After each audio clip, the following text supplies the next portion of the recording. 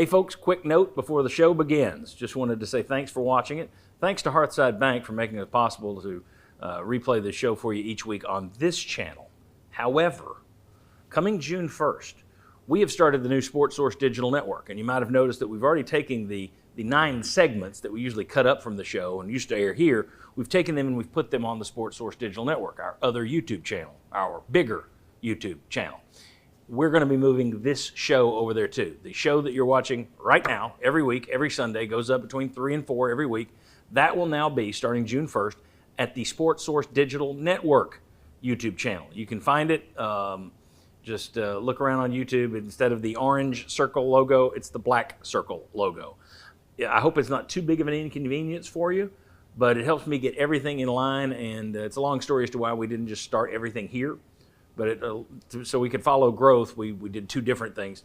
And now it's time to move everything from here over there. So do me a favor, please, and go ahead and subscribe to the Sports Source Digital Network. And coming June 1st, we will start running this show over there, same time, Sundays between 3 and 4. And now, thank you very much. On with the show.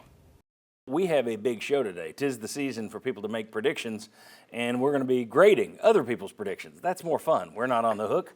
We're making fun of other people and their predictions. We'll be looking at Tennessee football, start to finish today, a whole lot of Tennessee football. We'll also get into a little basketball, a little baseball, a little softball, but for the most part, it is a Tennessee football day. That's from what they're spending to maybe some things former players are saying that Josh Heupel won't like. We'll discuss a lot of it. Let's get into it. First segment of our program brought to you by Junk Begone, the junk removal specialists. You can do what I do and load up a driveway dumpster yourself, or you can have their teams come in and remove the items you want disappeared. They also handle small demolition jobs. Like if you've got a swing set that's rusted through and the kids are now 38 years old, have that thing taken down and hauled off. If you've got a shed that's falling over, they can take it down and haul it off. Junk Begone, junkbegone.biz to learn more about a great locally owned, family-owned company. All right, here's some great local family folks. We got over here Brian Callahan. We got from GoVols247.com. We got Vince Farrar from 99.1 The Sports Animal. We have right here Paige Dower from Full Disclosure Productions, and right over there we have Bob Hodge from the Sports Source. And the that's basically it. Yeah, you've kind of said that's it. Sports Source Digital Network. You also do radio with myself with Tyler and Will on Mondays. And for those in the coal industry, you know him as Bob Cole Hodge. All right, he's cold-hearted. All right, so the most important Vol coming into the season was supposed to be Nico Iamaleava, obviously. He was set to make somewhere between $2 and $2.5 million, depending on who you listen to, who you read. Then he decides he wants $4 million. That doesn't work out because UT isn't going to give it to him. He goes to UCLA. Tennessee pays Joey Aguilar, I don't know, I've heard everything from $700,000 to $1 million. It's basically $1 million based on what he was making there, so you take the California taxes out of it, but they're paying him $1 million or so here. Jake Merklinger also got a raise here, but no one in the ballpark of Nico Iamaleava in terms of your quarterback position. Nobody in that $2 million, $2.5 million range. So my question, Vince, I'll start with you. Okay. Who do you think the Vols' top paid player is right now? Well, the first names that come to mind is those that threaten to get in the portal and ask for more money. That scenario. Ricky Gibson, Mike Matthews. Exactly. Jermod McCoy maybe. He didn't threaten it, but yeah, Boo Carter. McCoy, from a deserving standpoint, to me, is probably the guy. I mean, he's your All-American. He's your guy showing up in some first-round projections for the NFL draft. I've seen him as high as 8 in a mock draft. It's pretty crazy because corners aren't always that high. But I think it's one of those guys. If I had to pick one, I'd maybe say a Mike Matthews because he was going to leave. But that's the first group that came to mind for me. What does that break down to per catch if it's Mike Matthews? I know you're a big proponent of that, John. Yeah. I think it might be one of those guys playing offensive tackle for them this year. I think that's what I think. Both former 5-star prospects. Lance Hurd was a coveted transfer.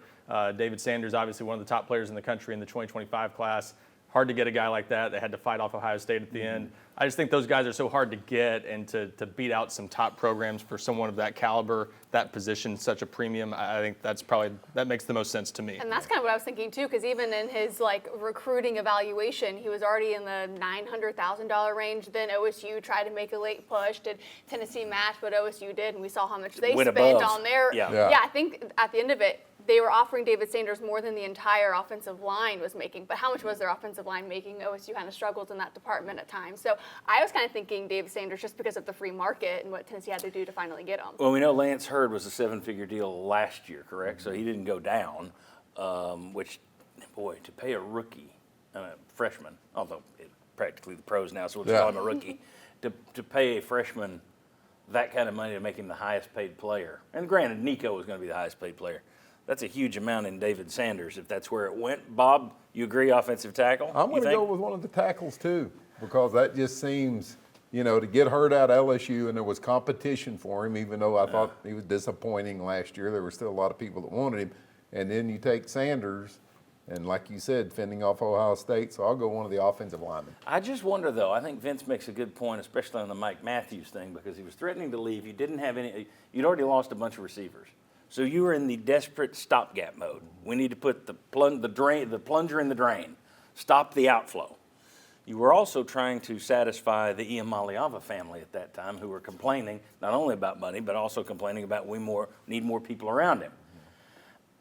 I would like to know what Matthews makes, because I'm not so sure that he didn't play that one, as a businessman, the right way, in terms of using his leverage to the max. They certainly kept him around somehow. Yeah, and to build off your point, where was he to begin with? He was a five-star player. Yeah. They probably had to battle to get him on campus to begin with. So, maybe that starting point and then sort of the desperation. It's all about leverage. I mean, people still think that NIL is about what you've done and earned in production. It's about leverage, and it's about pay for play. So that's why these guys come to mind. Yeah, it's basically how much do you need me? Right. So it's how important are you to the program, and how much would I be worth on the open market, or at least how much can I make you think I would be worth on the open market if I went in the portal? I think on defense, Jermod McCoy would be the one to look at, just based on what he did last year. Again, a lot of what happens in December, conversations behind the scenes, we don't want you to go into the portal. So what did they have to do to make sure Jermod McCoy came back? So I don't think he's the highest paid player on the team, but if I had to guess one on defense, I would go with Maybe him. that's what pushed Gibson into the portal. They knew that they were talking to him to keep him out of the portal, so maybe, okay, there's a little bit extra there. Well, I want saw a that- little bit for me. You saw that last year with the offensive line. It's like, wait a second, you're Yes. giving that guy this, so they all wanted raises. Well, that's why coaches want to get rid of that second portal window, because what happens is everyone gets their raise in December and January, and then other players find out about it a couple months later. And by the end of spring practice, you got some guys who are either unhappy with their situations or say, well, wait, this guy's making this much, or this guy at another school is making this much. Well, I want to make more. I think it's leverage. I'm sorry, just the leverage of the moment too, because McCoy was out. So now Ricky Gibson is your dude at corner. Oh, okay. So you want to keep me here? You need me here because you don't know if McCoy is going to come back in time for the season to start. Well, I need you to pay me. So if that's the way it played out, you can see how he could be a guy that. And there was a elevated. lot that they needed to do for Mike Matthews, because a year ago he really was chomping at the bit to try and get more playing time. Yeah, a year ago they he didn't saw get it out other there. freshmen across the league that were playing, and he wasn't getting that. And you only have Chris Brazzell coming back as your true returning receiver, and it's just like, how are we going to keep him happy if he didn't get the reps he wanted last year? Money does a lot for talking. Plus, you almost had, again, it's almost like a twofer. He wanted money to stay. You needed him. Nico wanted him there too. And at that point, you weren't going to give Nico more money, so you're trying to satisfy him with, you go get David Sanders. Weapons. Yep. See? Yeah. And now weapons, we kept Mike Matthews. We kept Braylon Staley. Who would you, if you were just starting today, based on market value, based on what they're worth, who would you make your highest pay? I think my test would be the most proven would be Jermod McCoy. He looks like your best player. He's got a knee injury. Yeah. You could be giving a guy money who's not going to be the same this year, won't be back until the second month. We don't know. So I'm not sure. It's an off-season injury. It wasn't like he injured it during the season. So you're going to be cutting it close to see when he's ready. That would be the guy I would pay. But if we're being cold-hearted like the NFL, we'd be looking at it saying, but you got a knee injury, pal. Yeah. I don't know. I don't know who I would make the highest paid player on this team, to be honest with you. Probably someone on the blind side. if I'm wanting to have success and you look at Heupel's Well, I'm talking about offense, the way guys he you've runs, got. So you'd give it yeah, to Lance Hurd? Maybe.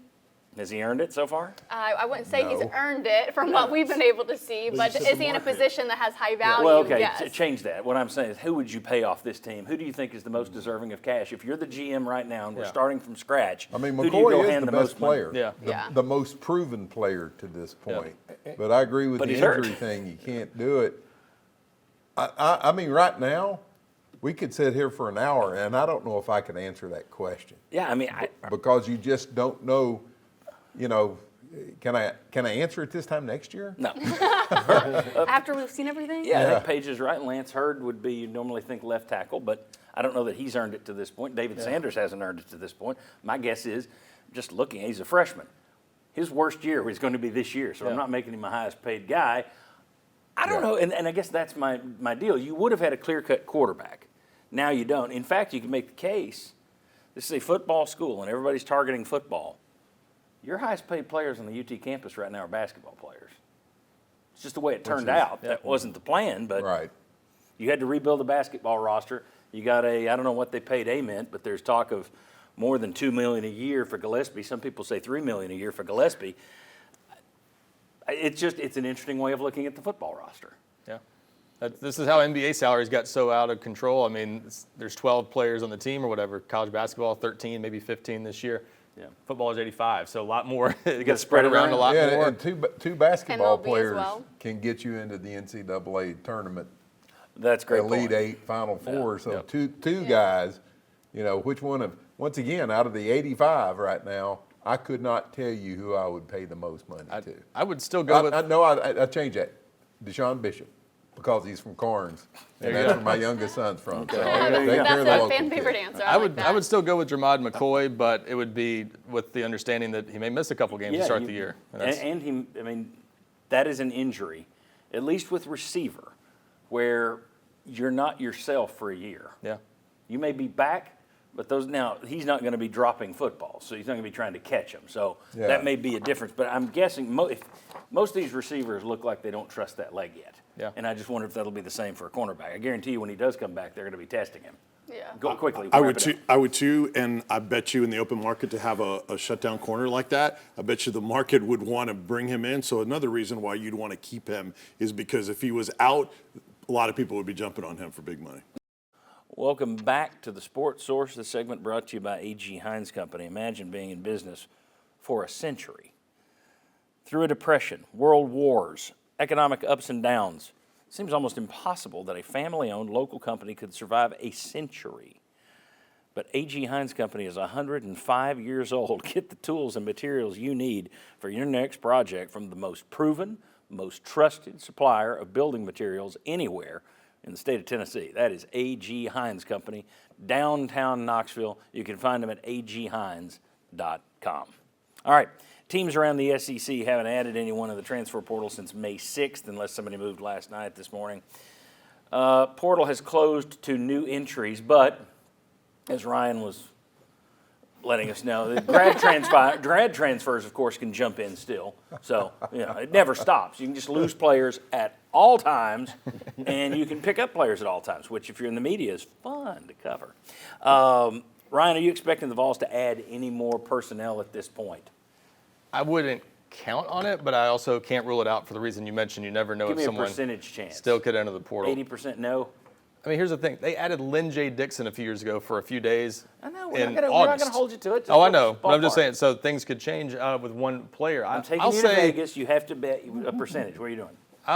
I guess I'll lean toward them being done at this point. I think they're probably done, but again, does the desperation to just add a warm body at wide receiver eventually talk you into circling back to somebody just to bring in someone else for depth, or a grad transfer enters next month and you say, yeah, let's bring him in. Well, you could use a one-year guy just to give us But another. they're not pushing anybody right now. And there's really not any quality out there. That's the problem, is the little bit of quality that was out there in the spring pretty much off the board for the most part. The only positions I think you would want to really bring someone in at this point would be maybe safety, but the big one's wide receiver. If you could find another body there, I think another scholarship receiver makes sense. Other than that, I think you're pretty much looking at your roster and thinking, we're done. This is the team we're going into camp with. You and I talked a few weeks ago on the Sports Source Digital Network. We were talking about, you mentioned a kid at Georgia State who had like 600, 700 yards receiving at Georgia State, and he wanted 7 figures, was the talk. Did he land anywhere? Yeah, I don't know what he ended up getting, but yeah, his market's, yeah. But the reason I bring it up, 7 figures for a kid that had 600, 700 yards at Georgia State. I mean, I it's don't just mind that ridiculous they're at this asking point. for that, but are you willing to concede and realize that's not what your real value is, so you can go somewhere else? I mean, ask for what you think you're worth. Some teams might be crazy enough and say yes. Right. But it's all about, like, will you change your value when you hear feedback? And I think to your point earlier about if they're done or not, I think if they were more aggressive maybe in the winter transfer portal after guys like Caleb Webb and Chaz Nimrod and all those guys left, maybe you're like, oh, they might still look for a warm body. But the fact that they really haven't done that, Exactly. like a trio of guys, I think it's pretty much dormant. That's what it seems to me. It seems kind of, if they would have made a move for a Yes. B-level backup, Yeah. you'd have done it by now. Well, wouldn't you? they've tried a few. I mean, that's the thing. They had a couple scheduled visitors that yeah. fell through before they made it to campus. Right. Another one they had on campus that just wasn't a fit money-wise. He ended up at Indiana. That's the other problem. You end up competing with schools that are offering more playing time than you're probably willing to offer. So how much are you willing to pay a guy that's not a starter for you? And if you do that, are you willing to cause trouble in your position room? And there's so many layers to this. You can't just. It's not as simple as saying, you need a guy, go get a guy. It's got to be the right fit, money-wise, playing time-wise, and everything. It makes sense And across the board. chemistry-wise, Yeah, which you don't know until yeah. you get there. And the problem is, if there are not many guys available in the portal, it just knocks everyone up a peg. All the guys that are supposed to land at mid-major schools end up going to Power 4 schools because there's nothing out there. I just can't believe even people on the still wide- go into coaching. I can't believe it. Well, even on the wide receiver side, I think guys like Travis Smith and Rodarius Jackson look like they want to have playing time their first year. If you do go get a warm body that's had a year or two, that just pushes them down on the totem pole. That doesn't keep them happy. It's another Mike Matthews situation. Yeah. So maybe you have all the guys that you really need, and the wide receiver room isn't really where the attention should be, and it maybe is at the lineman or linebacker area. I've kind of said it before. The tricky part for Tennessee adding a receiver is you've kind of made this decision over the past few months. We want to play our young guys. We want to see what Mike Matthews and Braylon Staley can do. We want to play Travis Smith and Rodarius Jackson off the bench. So if you're bringing somebody in, it's got to be someone worth the trouble to knock those guys down the I want depth to give chart. Tennessee a little bit of credit for doing that too. Instead of just saying we need a body and we're going to pay, okay, we want a body, but it's got to be the guy we want instead of just paying somebody to come in and, like you said, be a B-level player. Like I've been asked multiple times about, will Tennessee bring back Nathan Leacock? No is the answer, but that's the right level of expectation fans should have. If they add somebody else, I think you're looking for a guy like that who's just someone else to have on scholarship, basically. Super quick. The tough thing is whether it's those guys as true freshmen or you bring someone in the portal. Tennessee has not had success in first-year wide receivers. No. So that's what kind of makes it really dicey and where you sit right now, regardless of what you do. They haven't had success in receivers other than guys they inherited so far. Right. There are two positions where they haven't had success except with people they inherited. That's offensive line and wide receiver, which it continues to confound me because you would think that with this system, quarterback's number one, and boy, they recruit the quarterbacks. No problem there. But you would think receivers and offensive line would be next, and it isn't in terms of what they've proven they could do. They did well with Hyatt and Tillman, but they inherited those guys. They did well with Darnell Wright. They inherited that guy. So, welcome back to the Sports Source. This segment brought to you by Uncle Jim's River Cove Campground. Weather warming up. Smokies are fantastic. There's no better place to be when you are wanting to camp with friends, family, or just get away from it all by yourself. Visit rivercovecampground.com to learn more about the best place in the Smokies. It's right on the Little Pigeon River. Beautiful views, great lots, and boy, the amenities are outstanding. Visit the website, see for yourself. I can't do it justice. You won't believe all the things they offer. rivercovecampground.com. All right, Monday I made a point on radio with Tyler Ivins and Will West that I don't know that a lot of people are considering. Everyone is looking forward to revenue sharing, which is expected to kick in later this year, although it keeps getting delayed, but everyone thinks it's coming. In fact, you've got some schools that are already spending their cash like it's going to be here. All right, well, a team like UT could have $20.5 million in revenue sharing and then another $15 to $20 million in NIL, which is where the Texas number came from a couple weeks ago. We talked about $35 to $40 million. Okay, Texas isn't the only one that could be spending like that. Well, for many teams out there, they had no NIL to begin with, though. So you're sitting there thinking, well, we got NIL plus revenue sharing. We're going to be up here. True enough. But let's say a team like Georgia State or Vanderbilt. Very little NIL to speak of. Well, now they're going to have revenue sharing. And you can say to me, yeah, but their revenue sharing, they don't make as much as Tennessee, it won't be equal. No, it's not. Doesn't have to be. Here's the problem, though. You've got somebody else at the buffet. Somebody else is now going to be at the buffet, and they've got cash that they haven't had in the past. So if you've got a guy, and I had someone get in touch with me this week and make the point that this is already happening. When you look at a guy, what's his name? Joel Wyatt from Webb, four-star receiver, defensive back. Georgia's after him. His top 3 schools, ahead of Georgia, mind you, LSU, Tennessee, Vanderbilt. Why? Vanderbilt's never had money to throw around, really. So they're throwing big money at this guy. I'll give you a crazy example. Here's what I'm talking about. Let's say you're Appalachian State University, and you got $5 million. That's all you got. No NIL revenue sharing, but you got $5 million. And there's a kid coming out of Bryson City, hotshot quarterback named Heath Schuler, in this day and age, a new Heath Schuler. And you said, we're going to give you all $5 million every year because one guy, quarterback, can get attention to us, can change our program forever. Tennessee going to offer a quarterback $5 million? Alabama? Georgia? I don't know. But suddenly it puts Appalachian State, in theory, in a position where they could go steal one guy. Are you ever going to get out-recruited by Middle Tennessee State if you're Tennessee? No. Could they go pick off one guy? Could Georgia State pick off one guy from Georgia? I realize it's unlikely, but it's going to happen to somebody at some point. I guarantee it. It's just one more thing to think about. Is it a concern for you, Bob Hodge? In a sense, and it's a little bit of an apples to oranges comparison or apples to pears. Pick your favorite fruit to go with an apple. Travis Hunter. I was about to go there. Was the number 2 recruit in the country. Some people thought he was number 1, was committed to Florida State, and goes to Jackson State. Okay. Did that lift Jackson State some? Yes, it did.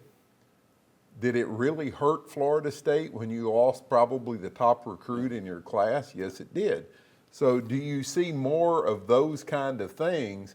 And I think the Memphises of the world, that's where you could get hurt. A program that's big enough that Tennessee's already afraid to play them. Well, now all of a sudden they pull in a couple of guys. Helps them, hurt you. I think it's a real problem. Yeah, and you don't have to have real could be. It's problem. a concern. Yeah, you don't have to have Deion Sanders to lure a guy Correct. in anymore. It can Exactly. just be the Just cash money. because some of these schools are going to have money they've never had to play with before. And if it can change your program by getting one guy that all of us, well, you know who did that? Who tried to make a big wave and change their fortunes by going after one guy and paying him huge? You did. Tennessee with Nico. Somebody else could do the same thing and say, we're in the game now. We just got this stud receiver, this stud quarterback.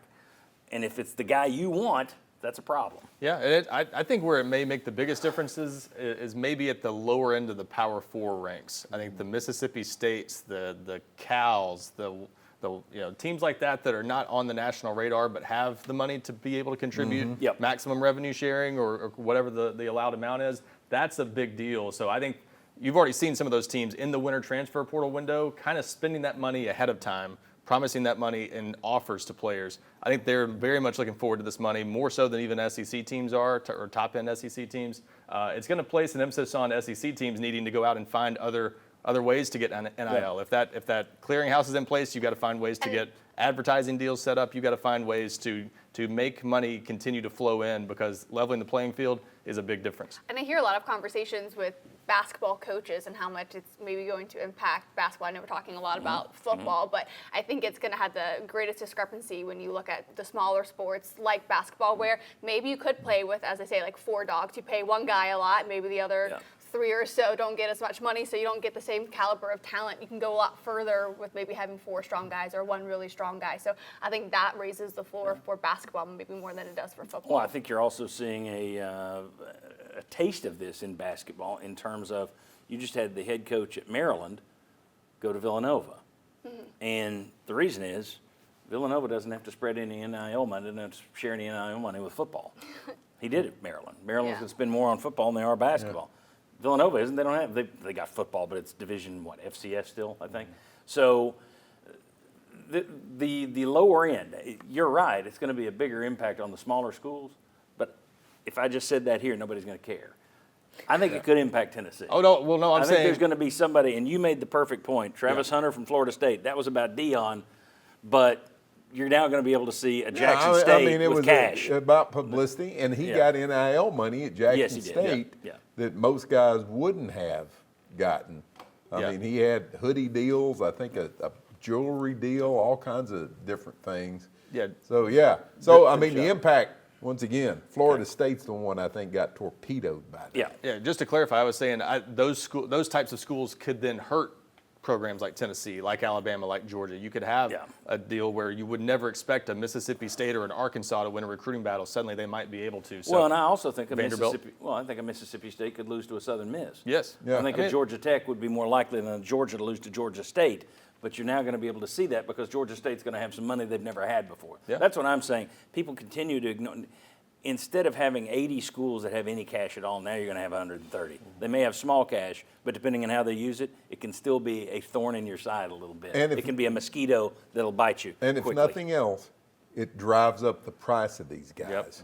Yep. And I just don't think people have you got unlimited a money. point. You've sat there quietly. Yeah, the example of Travis Hunter is the big one, and I do agree that it's the bottom of the Power Four that would benefit the most because they not only have now this money, increased money, but they have the conference, they have other things to sell in addition to that. When the big schools are now, they're not recruiting just the best players, they're recruiting the highest rated players for the right money, and those kind of trickle down, I think, to those guys and those other schools. Welcome back to the Sports Source. This segment brought to you by Southeast Termite and Pest Control. Folks, if you see things swarming around your home, be smart. Call Southeast Termite and Pest Control. Make sure those things aren't termite swarmers. Sometimes they look like gnats. They look like ants. They fly around. Trying to figure out what they are is tough. They can tell you immediately what the issue is, and if it is termites, they can help you get rid of them. Southeast Termite and Pest Control. The Hines family's been doing it since 1971. SoutheastTermite.com to learn more. All right, we're going to get into some predictions here made by folks about UT, but I'm going to give you a poll question. I'm giving you an extra option here. My guys on the set aren't going to get the extra option in the middle. But here's the deal. You can look there at the Hearthside Bank logo, click the QR code with your smartphone and vote for us. Which prediction, which we're about to share with you, would you put your money on? If you had to put money on one of these predictions for Tennessee in 2025, would it be playoff berth, major bowl, or B-level bowl? Now, we got a couple people that went to the online and played it on the website, which you can also go sportsource.tv/polls and play there. But we'll see how that thing plays out. I want to see you start clicking. I want to see those lines moving. Maybe to help the people at home and also me, what are we considering a major bowl? Is that New Year's Six? Yeah.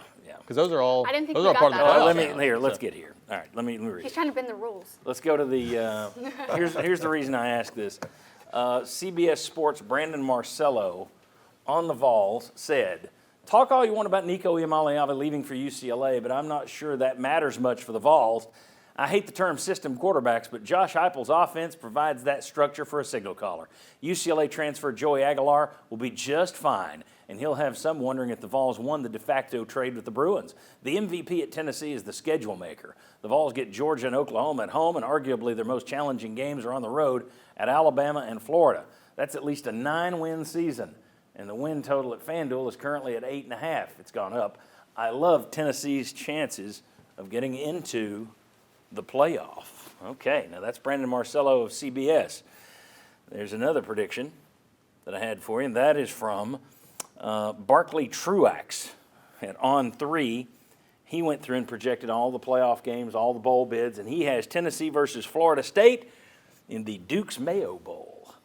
That would be a B-level bowl. Yeah. Any of those SEC kick-around games are B-level bowls. New Year's Day or Citrus Bowl, I'll make those major. Okay. Everything else is, if you're in that rotation with Texas Bowl, Music City Bowl, Mayo Bowl, that's B-level. Sorry to the Duke's Mayo people. You make good mayo.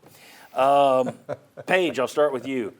Major Bowl is off the table. That's what I was saying. You don't Ryan. get that. You have to pick between. Because I'm like, I like that option. That's the safe Yeah. option. Everyone can be happy with a major bowl. You have to pick. Which is it? If you had to put Okay. money on it, playoff berth or B-level bowl? Well, I don't want the poll to sway me. Well, Because don't. I was going to go with maybe a playoff berth circumstantially, because I think there could be, again, a lot of parity in the SEC with the number of teams that are still trying to figure out who their starting quarterback will be. Their first-year starting quarterback will have to go through a ton of development as well. You look at the Georgias, the Alabamas, LSU seems fine with their quarterback, as they should be. And I think maybe because of that and where the standings could go and the automatic bigs that the conference gets, maybe they squeak in for. Well, maybe. So you got to pick one. Well, B-level. I'll say that they'll it's squeak already in moving. for You a get- playoff berth. I think Okay. things circumstantially around the league could influence Tennessee and play to its benefit. Okay, Paige Dower in with Brandon We Marcello. are a who's- positive show. Yeah. People out there going, what? All right, Bob Hodge, where are you going? You going with Brandon B-level Marcello? bowl all day Oh, long. no. B-level? Yes. I mean, it's not, I don't want the poll to influence me, I want to influence the poll. B-level bowl. I just don't see this Tennessee team getting above 9 wins. I don't really see them. We'll go back to it many times, but I said a 9-win season about 3 months ago. Yeah. I'm on a sliding scale down. I said 8 B-level wins bowl. 3 months ago. So I'm going to go B-level bowl is most likely. I still think youth movement, you used the word earlier this week. We talked about it last week. At some positions. I think at most positions. It's going to be a young team, I think. On defense, you got 7 starters back. Okay. Right tackle, receivers. Yeah. Those Running are key, back. Those are key positions. Young. yeah. So And a there new are some. quarterback. There are some Fifth-year aged guys senior on defense, but for the most quarterback. part, it's a lot of young guys. 5th-year senior maybe at quarterback. I mean, there's more experience on this team than people. You got Miles Kitselman that's back as an All extra right, year. so give me your pick. Playoff. Let's Playoff go. is more likely. I'll say this. This is the part that might surprise some You people. realize you've changed stations. You're not, we don't do the we don't do the rah here. We just cover it. This is the part that might surprise some people. I think this team has more talent, pure talent, than last year's team. I think the difference is experience, as you said. And obviously, there are just more unknowns. Are they going to be good enough at receiver? Are they going to be good enough on the offensive line? I think the offensive line has more raw talent. I think the receivers are more talented than what they had last year. So We just haven't seen it yet. we just haven't seen it yet. So can they get that out of these guys? Are the variables going to work in their favor? I don't know, but I'll say playoff because the schedule, again, is favorable. Playoff, I was B-level. cheering because I had an ally. No, I'm Okay. kidding. B-level. And look, Ryan's right. There is some potential for things to come together. The schedule is definitely a plus. There's only 4 top 25 teams, preseason top 25 teams on the schedule, and none of them are back-to-back. Yeah. So there's no sort of gauntlet or anything like that. So that is a positive for Tennessee. But there are too many questions working next to questions for me to feel like that's where it leans more towards a playoff than back towards a B level. And B level is going to be, that could be an 8-win season, and you end up in one of those bowls. So it's not like, you're barely sliding into a bowl. That could be, maybe a lower level Florida Bowl or Charlotte or something like that. Not to the expectations of Tennessee fans, but still, 8 wins is not going to get you into a major bowl or a playoff. I think it's funny though, and I don't want to get too far ahead, but this talk about the favorable schedule, Let's dial it down. Let's wait till the next segment. Okay. I'm dialing down, Okay. along with my Tennessee expectations. I'll let you start next. But that is why I had to clarify what's a B-level bowl, because I think the more likely outcome is like Tampa. I think that's so realistic. And I think that's a B-level. Yeah. I think Okay. Orlando, Citrus Bowl is bigger than the Tax Slayer Okay.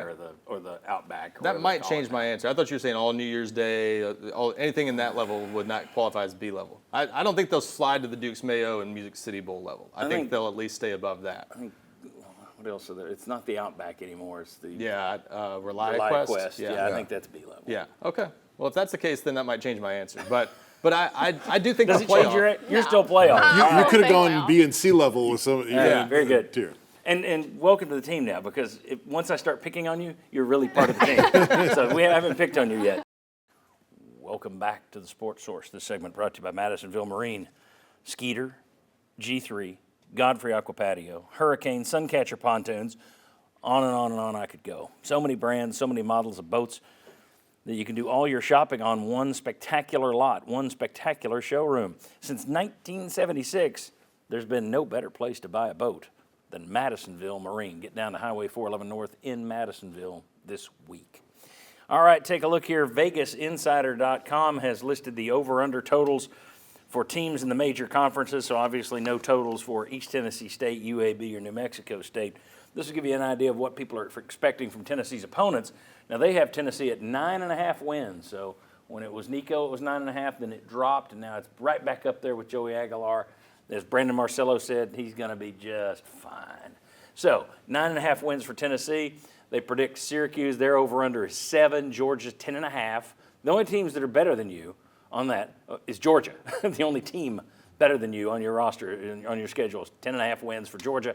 Alabama's tied with you at 9.5. Oklahoma, 8 wins. Syracuse, 7 wins. Somebody in there will surprise. There always is one. But, Bob Hodge, thoughts on the I put the brakes on so we could save it for now. And now I'll let you go. I just think everybody talking about such a favorable schedule. Did you watch last season? And yeah, you only lost 2 games, and it was great.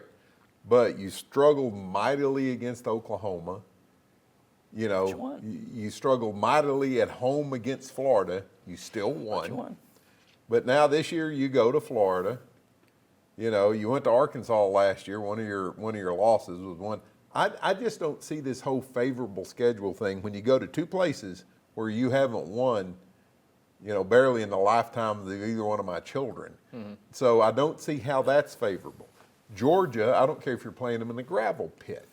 So far, you haven't shown that you can compete with Georgia. So there's 3 off the top of my head. Let's do that. Give me your losses. I think you're going to lose to Georgia. I think you're going to lose to Alabama. I think you're going to lose to Florida.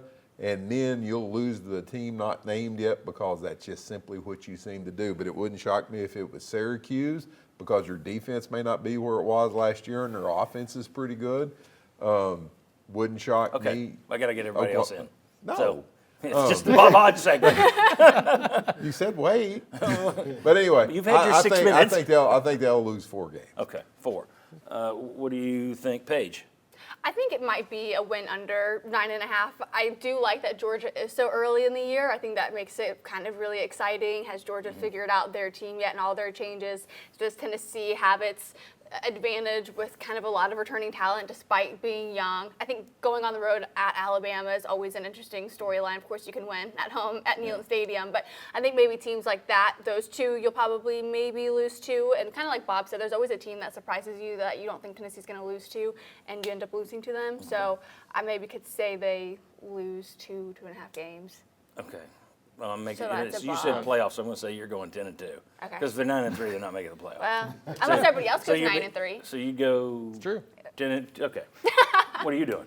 I'm going under. I mean, some of those projected win numbers for their opponents. Florida 4.5. Yeah, that would shock me. Is that 2024? What are we doing here? Yeah. So no, depends on the health of their quarterback. Right. DJ Lagway, I think, gives them a lot more promise, and they've recruited better. They've been a little bit more better in the portal. They don't have the coaching question hanging over them. And then Oklahoma is another one that I would throw into the conversation as a threatening game. Yep. They added arguably the best quarterback and the best running back in the portal. They addressed their offensive line. So they'll still have a tough schedule, but that's another one that is improved off of what I think people are envisioning them to be.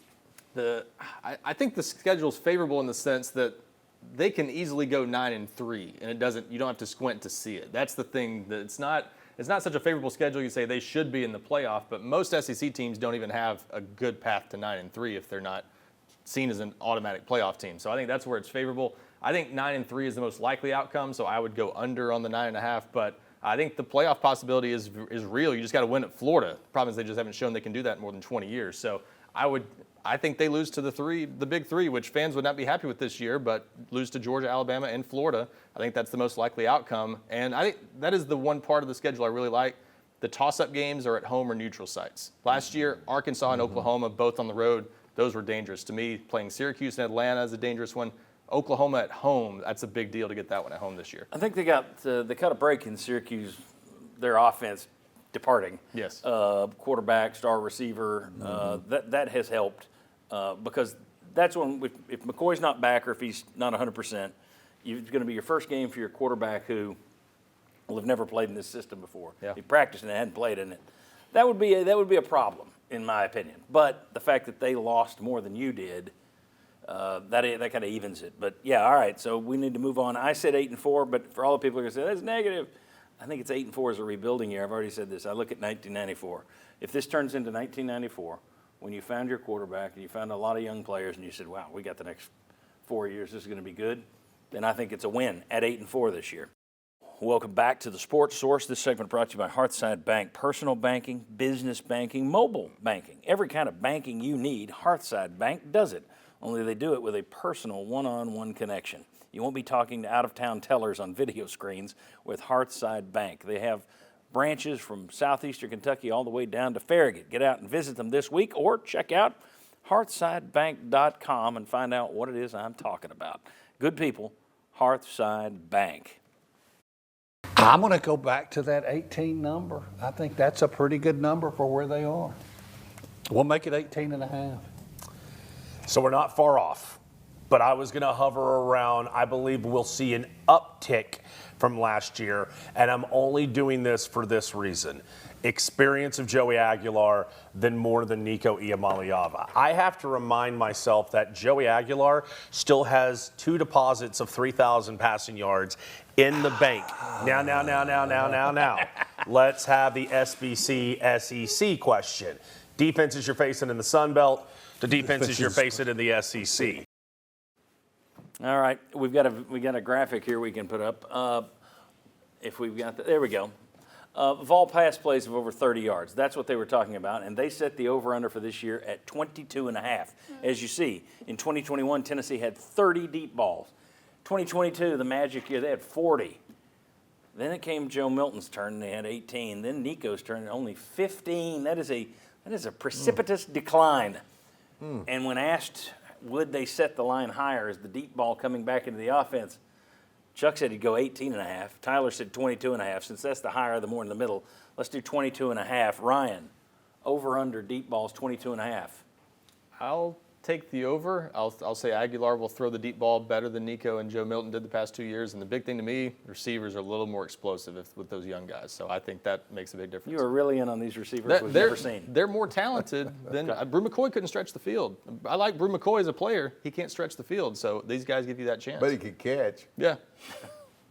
I would say slightly over. Joey Aguilar looked at his numbers at App State. More deep shots in total number of attempts. Also touchdowns, more interceptions, more yards. So he's a guy that is willing to throw the ball down the field. Which Nico wasn't. And wasn't. He was risk avert, I think. And then also the middle of the field is more Yep. available to them. And that's where you can get some run after catch. I think it will be improved. His percentage, 36, slightly better than Nico and Milton, but well short of Hooker. So I do think it'll be slightly over. 22.5. You going over or under on 30-yard pass completions? 30 is massive. I think your explosive worthy plays start at like 15 to 20 yards. So to say that they're going to have more than 20, 30 plus yard passes, I'm going to take the under on this one. I am high on the wide receivers, but I think there's a ton of unproven talent on this team. I have no idea what Joey Aguilar is going to look like. There's so much that he's going to have to learn in such a short amount of time. But could they make a push towards the end of the season when they've got the chemistry and they've got things in the right places? Possibly, but 30-yard type plays are hard to come by in the SEC. Okay. Bob, over under 22.5. I'm just gonna say under. And so much of that happens with catch and run, which Yes. we haven't seen from Tennessee in 2 years. We haven't seen a lot of turn a 10-yard pass into a 35-yard pass. Yep. And maybe these receivers are the guys that bring that back to Tennessee's offense. So I'm going to go with under. Just simply, I just think it's too unknown right now. All right, I got to get to the next. Go ahead. I was just say real quick, I like Vince's point because I think the tweaks we've heard about to the offense might open up the mid-range passing game a little bit to the point. If we see some different routes and things like that, I think there's some things that maybe 20-yard catch that turns into a 40-yard play every once in a while, and you've got guys that can actually run after the catch. Okay, everybody got mad at Urban Meyer a couple of weeks ago because he said Tennessee was screwed when they changed quarterbacks in April. He chimed in again on another podcast. Let's put this up here. Here's what Urban Meyer said this week. I went and watched Aguilar because I wanted to familiarize myself. I love App State, but the reality is you're stepping in the SEC, so everybody's at least a step, maybe at most positions, 2 steps faster. And when you have 24 interceptions, that's about 1 per game. That's way too many. The windows just are so much tighter in the SEC. I will go back on record again saying Tennessee is screwed. Now you can go get unscrewed real fast if that team develops. But as of May, we're in the get screwed category. So is that just Urban Meyer hates the Vols, or does he make some good points there? See, I think he makes points because it's all unproven. I mean, by the yes, His we've point got about this the windows is pretty legit because there's Yes, going to be a difference that between is very legit. The speed as well. But we got all this talk about the receivers being talented. I will believe it when I have seen it, because I was told Joe Milton was going to be this big whoop-de-doo. I was told Brazel and Thornton were going to be, oh man, Squirrel White, we got this. I will believe it when I see it that this talent is there. So I'm not saying I'm not agreeing totally with we're screwed, but I think either way. I was just going to say, his premise is right. The interceptions won't fly in this offense. He's just kind of hammering home the screwed description that's of it. because he got blasted by Tennessee Right. fans online. Right. So he dove back in. Yeah. Right, exactly. So you can debate the semantics of the value of screwed. No, that's not what I'm talking about. I'm not I- getting into that word. I'm getting into whether or not he's right. The windows are going to be smaller, and this is going to be tougher for Joey Aguilar than most people think. Yeah, it is. And like you said, doesn't mean he can't make the adjustment, but he's right to point those things out, that it will be even more difficult. He's got to adjust. Coach has got to help him too. I think he's right about the tighter windows. The thing in Tennessee's offense, they don't ask you to make a lot of high risk Well, that's throws. what I was about to say. The offense lends itself to not having to. He's So never if had a it- quarterback throw double-digit interceptions, ever. So if he can take care of the ball and do what the offense is supposed to do, and it's not a whole lot different looking from Well, last I year. mean, and that's what they did for Nico a year ago, and that's why there were 34 rushing touchdowns a year ago, and why you led, or your run game was better than your passing game. They're not going to put you in dangerous situations. So maybe it's because they take the ball out of his hands, or maybe he develops. I will just say this: I have no clue if he'll be right or wrong. I think the point about the speed in the Sun Belt Conference versus the Southeastern Conference is legit. Yeah. Meaning the windows will be smaller. But I'll just point this out. When Tennessee hired Lane Kiffin, Al Davis said, "Watch out, the guy's a pathological liar." And everybody here ripped that old crazy man, Al Davis, only to find out Al Davis was correct. Then everybody gets mad at Chip Towers and Aaron Murray for saying Jeremy Pruitt is not a good fit. He's not the right hire. That ain't good. Everybody's like, they're just mad. They're at Georgia. They were right. Sometimes somebody you don't like can tell you something you don't want to hear, and it's a good point. I don't know if he's going to be right or wrong on this. We'll see how it develops. We'll see how the coaches go with it. But I will say he's not just pulling that out of thin air. Urban Meyer knows quarterback play. I mean, He really liked Yeah. it. So I would listen to it. You may not like it, but I would listen to it. I wouldn't take it to the bank, but I wouldn't just automatically throw it out because it's Urban Meyer. Welcome back to the Sports Source. This segment brought to you by Safety Systems. Summer is the time for getting out of town, going on vacation. Don't you want to feel at ease about your home when you're away from it? With Safety Systems, you can turn lights on and off. You can lock doors and unlock them. You can watch over your home with cameras. You can watch over your yard with cameras, all through the palm of your hand in your tablet or smartphone. Safety Systems, in terms of security systems and monitoring systems, nobody's better. There's a reason you see that logo on signs and on stickers in business windows and in front yards all over East Tennessee. Call VFL JJ Surles and his team this week at Safety Systems. One thing that the media keeps spewing is that you have a limited route tree, okay? And this is the thing, right?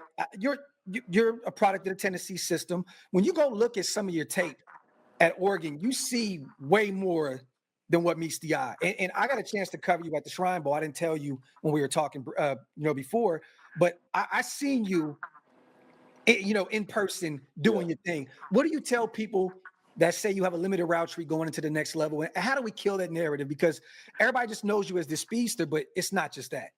I said, like you said, like if you look at the Oregon tape, one thing that like when on draft day when I talked to Coach Pete Carroll, he said it himself. Like if you look at the Oregon film, there's a lot of stuff you can see that people don't see that happened in these past 2 years when we playing at Tennessee. So if you turn on my 2 years of Oregon film, you'll see me running true routes and stuff like that. Okay, if you want to see me run a full route tree, go look at the Oregon tape. That's been a debate. That goes back, that's part of this veer and shoot offense. They talked about it with Baylor, and when Art Briles was there. You're going to hear it at Mississippi State. If they ever have a receiver that's worthy of being drafted, you're going to get that. Not sure about Ole Miss. There's just kind of a mesh of this system. But still, the veer and shoot has always been questioned for not running a full route tree, and because the quarterback doesn't have as many reads. And you heard it when Hendon Hooker was drafted. You heard it when Joe Milton was drafted. You heard it about Jalen Hyatt and Cedric Tillman. And so far, none of those guys have really developed yet. Paige, Dante Thornton there, talking with a Raiders fan, I guess that is. Kudos. He says you got to go look at the Oregon tape and see this. You kind of brought this up with them at Pro Day. Yeah, so when we go back to Tennessee's Pro Day, of course, Dante Thornton was there. He was running routes. He was catching some balls, and he had a chance to talk to us media after, and he was asked, what's the most important thing you want to be able to show here? And he says that I can run routes. He said, and all my conversations with NFL teams, they were very hesitant that we didn't run a full route tree. So then I asked Josh Heupel when it was his turn to talk, I said, what gives you confidence that Dante Thornton will be successful with a wider route tree? And he says, I don't necessarily agree with everything that you're saying, especially when it comes to the spacing. But when you hear it with so many of the past quarterbacks and wide receivers, it's not necessarily a negative. It's a type of offense that works for Tennessee in the SEC. Right. But to say that you run a pro-style type offense, I don't see how that's very true. But, yeah, probably saying a little bit more than what the coaches would want him to say. But. Yeah, probably. I mean, that's one of those things. That's a recruiting issue. Other people recruit use that against UT in recruiting, but the bottom line is, when does that come back to haunt you? If Tillman and Hyatt take off in the pros, it's going to be forgotten. They just haven't done it yet. You need to put more guys in the NFL too at that position. I mean, the fact that Brew McCoy goes through and unfortunately isn't going to get a chance to show anything in the NFL, that you need more early round draft picks to kind of refute that narrative. I think there's something to be said for, you could maybe make the case, Tennessee has been putting guys in the NFL who otherwise wouldn't have been picked or wouldn't have been drafted as high. Certainly Jalen Hyatt looks like he might be one of those guys that would have gotten maybe drafted late, but would he have been a third-round pick without Josh Heupel? So I think there's a case. Did he win a Biletnikoff in another system? Yeah. So I think there's a case to be made that they've been doing more with less at receiver. Let's see that's why Mike Matthews is such a good test case for them. If he can reach the potential everyone thought he had coming out of high school, they're not going to have to worry about this. But for now, it's a negative sales pitch. Other teams at least can use, maybe different cases have different success, but it's something that teams are going to try to use. And if you're a UT fan, you don't really care as long as you're winning here. Exactly. The problem is, does it eventually come back to cut your talent level to where you're not winning as much because you can't recruit as high? Yeah, because Georgia and Alabama certainly love to use that to their advantage. Yeah. You have all these NFL guys. Pro style, yeah. Yep. Yeah. I do think that it is something that it's an opportunity for them to try to fix for recruiting in the future, but it is legit. I mean, scouts you talk to, it is something that they recognize about Dante Thornton. They had questions about his route tree, his hands a little bit as well. There's other things, but the route tree was definitely a part of the equation. And I don't know, Josh Heupel was just complimenting what in his answer to you, what Dante Thornton was able to do, and so he didn't really fully address if that's the We had the a little case or not. caveat. He's like, I don't necessarily agree, but he did go on to say Right. he's got elite speed, he's got great understanding of space in zone, running versus man, and being able to take the coverage off the top. Well, the thing he didn't agree with was you said the route tree. Route tree, yeah. Right. Yeah. Then what's he going to say? But English-wise, I said wider. I didn't say. Quite honestly, it's the nature of the offense. Yeah. It's all about, like we said, the spacing and quick reads. So And they have to be in sync with the It's just the quarterback. offense you run. It'd be Timing. like if you ran the wishbone, somebody said, "Oh, your one receiver doesn't run the route." People tree." for years had questions about those air raid systems as well. Have those been simplified to where you're going to have to teach the guy new stuff when he gets to the NFL in terms of quarterbacks? I mean, there's always questions to be asked about these systems, but they've got a system that there's a very specific. Quarterbacks don't read a full field. Receivers don't run a full route tree. UT doesn't want people to think about that. I'm sure Art Briles didn't want people to think about that. I'm sure Jeff Lebby doesn't want people to think about that. But if you win and you get guys Nobody like cares. Jalen Hyatt drafted because he wins a Biletnikoff, I don't think it matters. And the flip side Tennessee can sell is Dante Thornton had the best year of his career at Tennessee, not at Oregon. At Oregon, he couldn't get on the field consistently. Tennessee managed to make it work and got him better in his 2 years here. So that's the thing they can point to, production, not so much the route tree. Welcome back. This segment of the Sports Source brought to you by Games and Things. Folks, we have on this set 4 nice, tall bar stools. I have to move around a lot so I don't get the comforts of these other people. But the stools we use are sturdy, comfy, and in great shape after 20-plus years. How have they held up? Well, I bought them at Games and Things 20-plus years ago. You can too. Kitchen and bar stools and pub tables and bars to match. Get them all at Games and Things, ourgameroom.com to learn more, or you can visit them on the corner of Kingston Pike and Lovell Road. Tell Scott and Lisa Mellon we said hello. All right, Let's take a look at the poll results. I forgot to remind people, B-Level Bowl wins out at 55%, playoff berth 13% or 15, and then Major Bowl at 30%. So playoff berth last, Ryan and Paige. Dang. All right, and then Major Bowl kind of in the middle, B-Level Bowl. It's funny, one week we'll get the positive answers on the poll, the next week we get the negative answers. I never know. You always confuse me. I appreciate that. That's good. That's why I ask you to play and vote in the poll. It helps us learn what the viewers are That's why you play thinking. games. Exactly. All right, Tennessee has added a top 3 high school player in the country in basketball. They added a very expensive point guard from Maryland in basketball. They could still add another player, theoretically, from the transfer portal. But Jeff Borzello of ESPN, not all that impressed. Take a look. This is where he has the SEC ranked in his top 20. It's a way too soon top 20. The top SEC team. Now remember, last year was supposedly the greatest season in the history of basketball for any conference. Arkansas is your highest rated SEC team, according to Jeff Borzello, followed by Kentucky at 11, Auburn, Florida, Tennessee 20th in the nation, 5th best in the SEC, Alabama 24th. Are Tennessee and the SEC being underrated by Jeff Borzello, Vince Ferrara? I do think so. Yeah, I think you very well could have put Tennessee there, or maybe even on the outside of the top 25 when you went into the portal and knowing all that you had to replace. I think when you put all the pieces they sit right now with one roster spot left, I think they've addressed needs. I think they have versatility. I think they have more post options offensively. The shooting, we'll see if Like it is another shooting guard. another shooting guard. If they can get that, I think then it will be a complete win. I think Tennessee should be much higher, and the SEC should be higher as well. And that's before Gainey and Ziegler come back for their extra year of eligibility.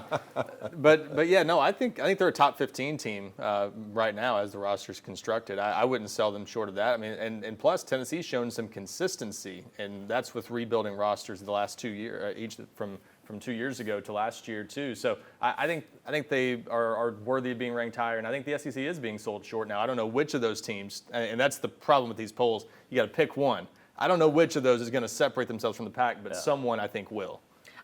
I almost thought, too, that Tennessee, among the SEC, should have been ranked a little higher now that we know the guys that they either get out of the portal, they get out of the high school recruits. Yeah. I think the number 3 is the highest ever for Tennessee basketball. So I think understanding all of that, and maybe because you have new coaches and stuff coming in, too, I definitely didn't think that they'd be at the bottom of the list, not only in the top 25, but of the SEC as well. That surprised me. Yeah, they got 2 new assistants. They added another one, Steve McLean, who's been assistant coach at Texas the last couple of years. We told you last week about Amaro Morgan, who came in from Cal. I hope I got that name right.